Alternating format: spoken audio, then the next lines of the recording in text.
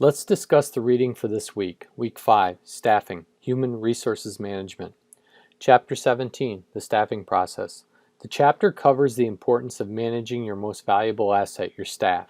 Human Resources, or HR, is responsible for staffing, recruitment, and selection. Good management requires that supervisors and HR staff work together.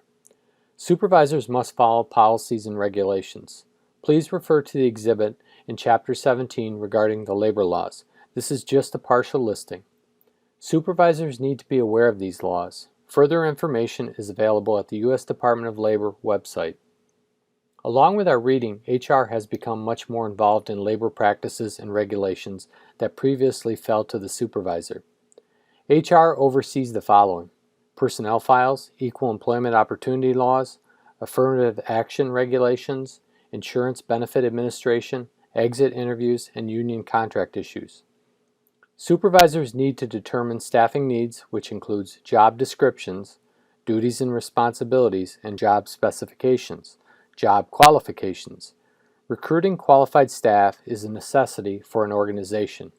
Creating internships for individuals is an opportunity to recruit staff for the future. Creative staffing is necessary for healthcare organizations, which includes flexible scheduling.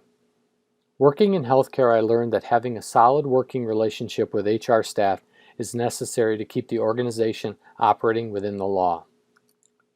Chapter 18, The Selection Process. The chapter discusses the selection process, which includes choosing the best candidate for a job.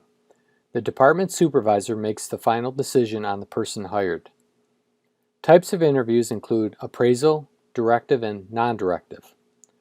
Other parts of the interview include an application form, scheduling the interview, and conducting the interview. As you will learn in your reading, there are appropriate and inappropriate interview questions. You need to stay away from discriminatory or illegal questions. Asking the interviewee questions about the past and how they will handle situations is a good predictor of the future. Prior to 1960, interviewers could ask almost any question. In recent years, many laws, executive orders, and court decisions that affect equal employment opportunities, discrimination, and affirmative action have complicated the process. In my professional career, I will estimate that I have interviewed over 1,000 potential employees. I have found having 4 to 5 individuals on the interview team, including a person from the department, a peer, and HR, very beneficial. Using a standard set process with questions approved through HR and affirmative action keep things consistent and fair. Chapter 19, Performance Appraisals and Position Changes. This chapter presents what is a performance appraisal and its purpose. I believe that supervisors need to use the performance appraisal as an honest and upfront opportunity to discuss what the employee is doing well and areas that need to be improved. I've seen how some supervisors go through the motions of a performance appraisal and not address anything and then complain about the employee. Another important part of this chapter presents mentoring, skill building, and succession planning, which are opportunities to help an employee become successful and also prepare employees for when someone retires. I knew I was going to retire from my position 1 year prior to actually doing so. I trained a staff member to be able to do my job when I retired.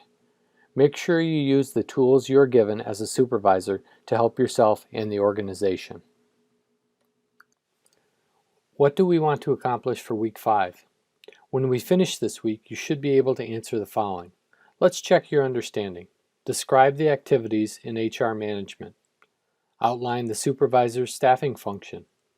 Explain the differences between job descriptions and job specifications. What is the primary content of the Nursing Relief for Disadvantaged Areas Act of 1999? Why would a healthcare organization consider establishing an internship program? After you complete the reading for the week, come back and try these fun facts on the chapters and check your knowledge.